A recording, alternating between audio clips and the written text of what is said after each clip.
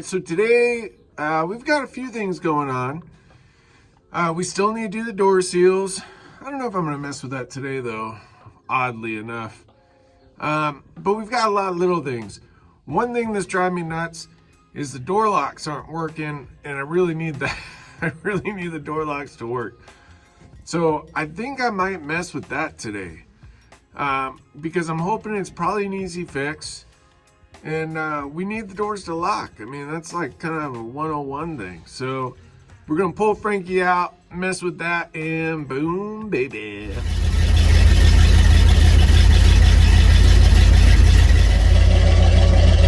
Oh man, he runs so cold-blooded. I really need to hook up the choke. I think that'll help. I think that'll help my problem a lot. Alright, let's drag him out of here. Alright, you can see, talking about the tires, you can see the dry rot I'm dealing with. And it's pretty consistent with all of them.